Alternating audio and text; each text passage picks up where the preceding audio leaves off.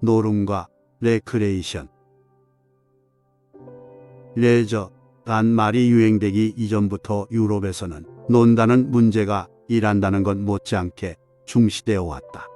로마의 욕탕이나 원형 극장 같은 것을 보면 레크리에이션을 얼마나 소중히 여겼는가를 짐작할 수 있다. 건전한 오락은 소금과도 같은 것이어서 정신의 부패를 방지하고 일상생활에 권태의 맛을 돋워주는 역할을 하는 것이다. 레크리에이션이란 말부터 노름과는 아주 정반대이다. 레크리에이션은 재창조한다는 뜻이다. 새로운 창조를 위해서 쉬는 것, 새로운 비약을 위해서 심신을 가다듬는 것, 그것이 바로 노는 것의 참 뜻이라고 생각했던 것이다. 노는 것도 쉬운 일이 아니다. 참되게 놀 줄 알아야겠다. 공자님 전상서.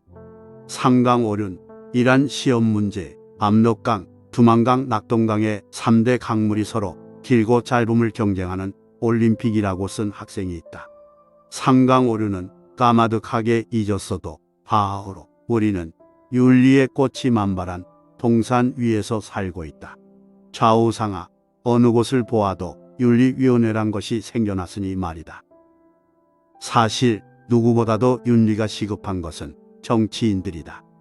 정치 권력의 미풍양속을 해치지 않기 위해서 시건, 본의, 분열의 원칙을 지킬 것, 아무리 실정을 해도 사과해서는 안 될 것, 호태 이외에서 정치 회담을 하지 말 것 등등의 윤리 강령이라도 만들면 되지 않는가.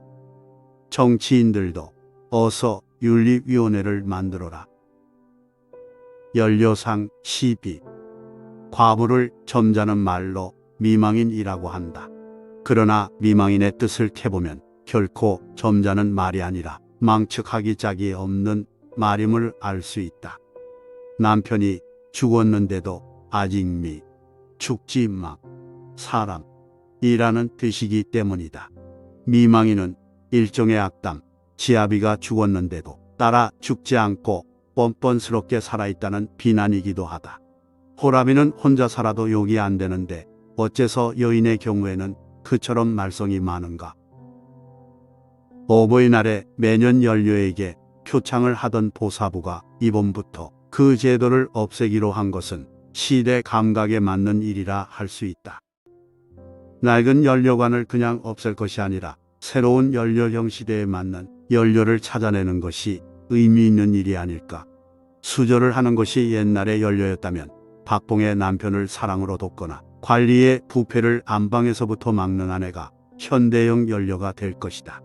오솔길이 아스팔트 길로 변해도 길은 길이다. 아내의 길이 현대라고 없어진 것은 아닐 것이다.